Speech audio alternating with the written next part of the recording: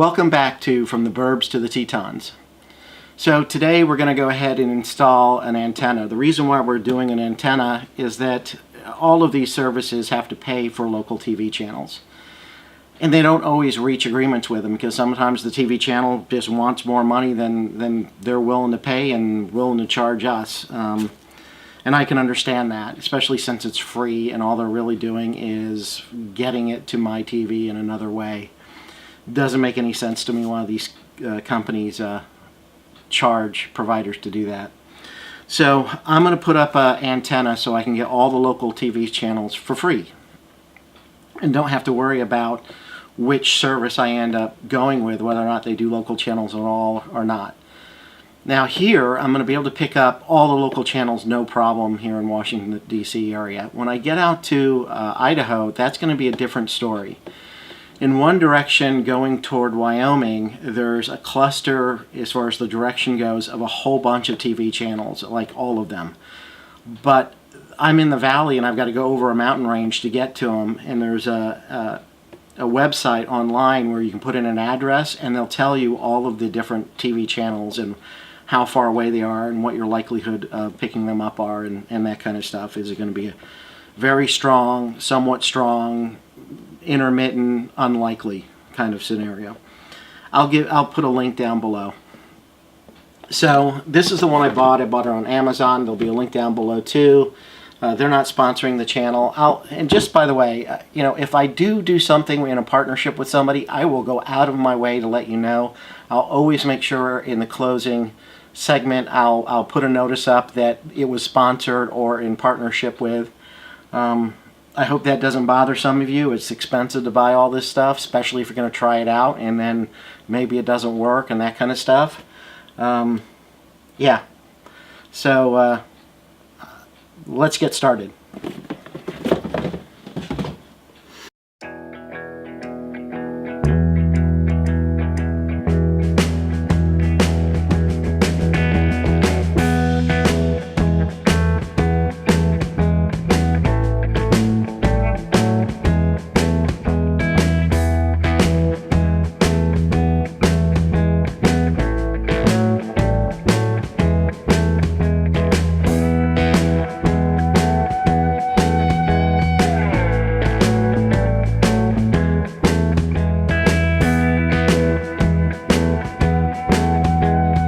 I bought this model because it was rated for 150 miles, and that'll be important when I'm out in Idaho.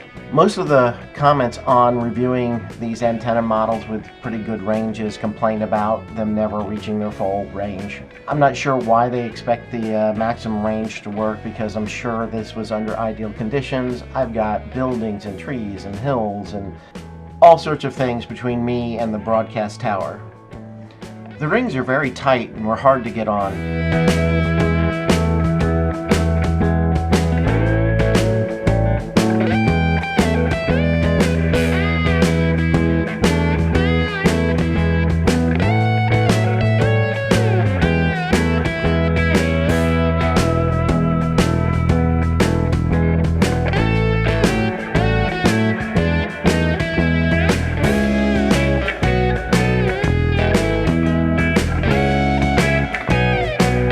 The pole has a pre-drilled hole, but it doesn't automatically line up, so it took me 4 or 5 times moving the bar around to get the screw in the hole.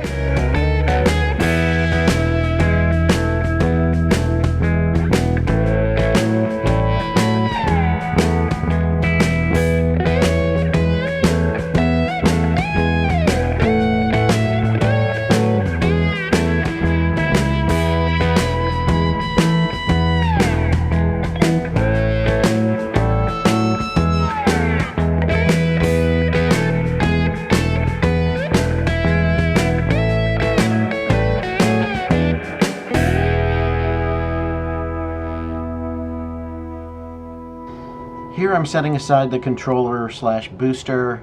It's got 1 input and 2 outputs. The 1 output is going to go to the local TV here, and the other output will be used to feed to the rest of the TVs. And here I'm setting aside the power cord. And this is the base that allows you to turn the antenna. It'll go on first and then the antenna on top of it. I did a whole bunch of video while I was actually installing the antenna, and I really didn't think it through. I made a lot of mistakes on where I placed the camera. I had it on my head, it was bobbing around, and it wasn't even pointed at where I was working half the time, or my tools were in the way.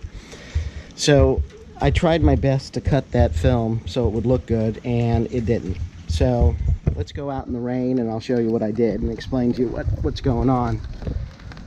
So there's the antenna. Go this way, get a little bit better without that sun in the background. So what I did is I drilled some holes here. I drilled the holes so that they would be about half the size of the bolt, so it would be much stronger. A lot of people, when they do it just a little bit smaller than the bolt. That works if it's not heavy, but you lose a lot of strength that way. Also, you can use a backer board. I'll explain what that is inside when we get out of the rain. I took the cable along the shed, down the wall. I already had a penetration in place. Let me see if I can get a better view of the penetration. There you go. That's an old penetration from way back when I had Cox cable. Cox had a 2-coax system back then.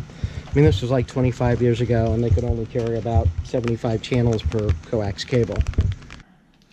Okay, this is my explanation of what a backer board is. So we're going to pretend this is a wall.